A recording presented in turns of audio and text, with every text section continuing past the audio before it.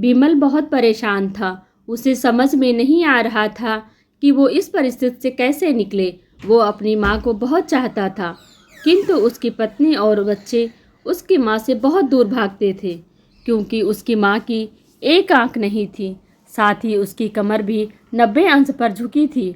वैसे वह अपना काम सब खुद कर लेती, किंतु फिर भी वो पत्नी और बच्चों को हमेशा खटकती। दादी, आप ऊपर के कमरे में जाओ, मेरे दोस्त आ रहे हैं, विमल के बेटे अखिल ने बड़े बेरुखी से कहा। पर बेटा, मैं तो यहाँ बहुत दूर बैठी हूँ, विमल की माँ ने बहुत प्यार से कहा। नहीं, आप उनके सामने मत रहो, वो मुझे चिढ़ाते हैं, अखिल ने जोर से डांटते हुए कहा। क्या हुआ अखिल, क्यों चिल्ला रहे हो? विमल की पत्नी कामनी ने किचन से ही आवाज़ लगाई। देखो ना माँ, ये दादी यहीं ड्राइंग रूम में बैठी हैं और मेरे दोस्त आ रहे हैं, अखिल ने शिकायत भरे लहजे में कहा। माँ जी, आप ऊपर वाले कमरे में जाओ, क्यों हम लोगों को लजवाती हो? कामनी ने बेटे का पस लेते हुए कहा। बेचारी सरस्वती चुपचाप उठकर जीने के सहारे ऊपर जाने लगी। कमर झुकी होने के कारण उन्हें ऊपर चढ़ने में बहुत परेशानी हो रही थी, किंतु वो पूरी ताकत से ऊपर के एक अकेले कोने वाले कमरे में जाकर बैठ गई। विमल बाजू के कमरे से सब सुन रहा था। उसे कष्ट हो रहा था कि उसकी माँ को अपमानित होना पड़ रहा है, किंतु वो असहाय था। अगर वो कुछ कहता तो पत्नी और बच्चे उसका विरोध करने लगते हैं।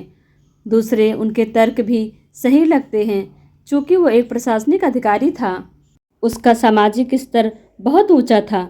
उसके ससुराल भी एक उच्च घराने में थी, अतः वह चुपचाप इस तरह हर दिन अपनी माँ को अपमानित होते देखता रहता था। रात को विमल की पत्नी ने कहा, देखो जी, अब कुछ करो। कल कलेक्टर साहब की पत्नी आई थी। माँ जी अपनी देसी धुनधारा में उनसे मिली। मुझे बहुत शर्म आ रही थी, बताते हुए कि ये मेरी सास हैं। मैंने कह दिया कि दूर के रिश्तेदार हैं, इलाज कराने आई हैं। विमल को रोना आ गया, किंतु फिर भी वह चुप रहा। उसे समझ में नहीं आ रहा था कि वो क्या करे। अपने बेटे के मन स्थित को सरस्वती अच्छी तरह से जानती थी और बेटे को कोई कष्ट ना हो, इसलिए वो हर बात को चुपचाप सह लेती थी। विमल बहुत उदास रहने लगा। एक तरफ परिवार और सामाजिक स्तर पर जीने की प्रतिबद्धता थी, दूसरी ओर माँ। आखिर माँ से अपने बेटे की यह हालत नहीं देखी गई। एक दिन उसने अपने बेटे से कहा, विमल, बहुत दिन हो गए हैं, मैं अपने गांव जाना चाहती हूँ, मुझे वहाँ पहुँचा दो। मेरा यहाँ मन नहीं लग रहा। किंतु माँ, वहाँ तो कोई नहीं है, तुम्हारी देखभाल कौन करेगा? विमल ने आश्चर्य से पूछा। अरे, सब गांव वाले तो हैं, और वो तुम्हारे मामा जी तो उसी गांव में रहते हैं, और फिर हम सारी व्यवस्थाएं कर आएंगे ना। कामनी तो जैसे मन की मुराद मिल गई हो। हाँ बेटा, बहू सही कह रही है, सरस्वती ने लंबी सांस लेते हुए कहा। विमल जानता था कि गांव में माँ की देखभाल करने वाला कोई नहीं है, लेकिन अपनी पत्नी की जिद के कारण वह अपनी माँ को गांव छोड़ने पर विवश हो गया। माँ को गांव छोड़कर आते वक्त उसे रोना आ रहा था तथा अपनी बेबसी पर गुस्सा भी आ रहा था, किंतु परिवार, पत्नी और समाज ने इसके इन मनोभावों को दबा दिया और वो सुकून सा महसूस करने लगा। कुछ दिनों के बाद उसके चाचा, जो अमेरिका में रहते थे, आने वाले थे। जब विमल बहुत छोटा था, उसके पिताजी भी थे, तब वो भारत आए थे, और उसके बाद वो अब भारत आने वाले थे। पूरा परिवार और आस पड़ोस बहुत उत्साहित था। अमेरिका से विमल के डॉक्टर चाचा आ रहे थे। डॉक्टर रमेश ने जैसे ही घर में कदम रखा, सबने मिलकर बहुत उत्साह से उनका स्वागत किया। क्यों विमल, भाभी नहीं दिख रही हैं, कहाँ हैं? डॉक्टर रमेश ने उत्साहपूर्वक पूछा। जी, वो गांव में रहती हैं, यहाँ उनका मन नहीं लगा, कामनी ने सपाट लहजे में उत्तर दिया।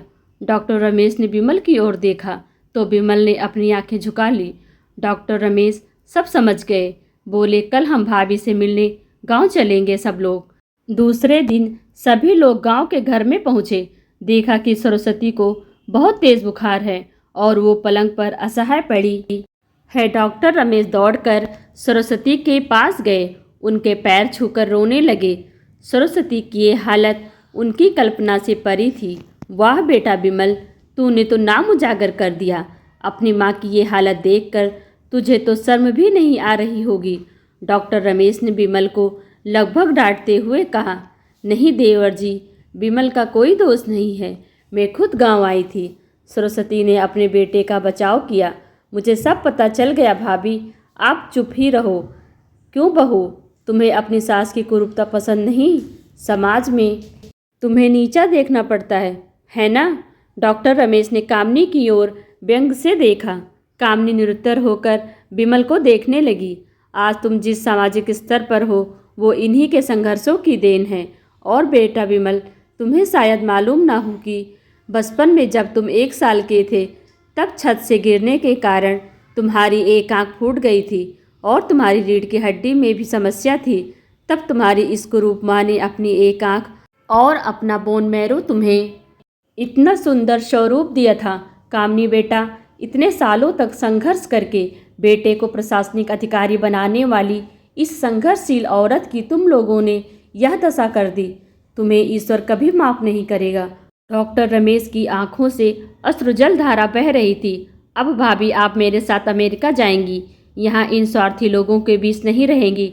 डॉक्टर रमेश ने सरस्वती से कहा। विमल को तो काटो तो खून नहीं था। डॉक्टर रमेश जो उसके चाचा थे, उन्होंने जो राज बताया उसके बाद तो विमल को यही लग रहा था कि उससे ज़्यादा पापी इंसान इस दुनिया में कोई और है ही नहीं। वह दौड़ता गया और माँ सरस्वती के कदमों से लिपट गया। माँ, मेरा अपराध अक्षम्य है। मैं जानबूझकर चुप्पी साधे रहा, आपका अपमान करवाता रहा। अब सिर्फ आप ही उस घर में मेरे साथ रहेंगी और कोई नहीं। विमल ने अग्नेय दृष्टि से अपनी पत्नी और बच्चों को देखा। कामनी को भी बहुत पश्चाताप हो रहा था, किंतु उसकी हिम्मत नहीं हो रही थी कि वो सरस्वती से आंख मिलाए। सरस्वती ने कामनी की मन स्थिति को समझकर उसको पुचकारते हुए अपने पास बुलाया और विमल को डांटते हुए कहा, खबरदार, जो मेरी बहू को मुझसे अलग करने की कोशिश की तो तुझे ही घर से बाहर निकाल दूंगी। कामनी और बच्चों ने सरस्वती के पैर पड़ते हुए अपने व्यवहार पर माफ़ी मांगी और माँ के हृदय ने सबको माफ़ कर दिया। तो दोस्तों, आपको यह कहानी कैसी लगी कमेंट कर हमें ज़रूर बताएं। वीडियो को लाइक कर चैनल को सब्सक्राइब करना बिल्कुल भी ना भूलें। Thanks for watching.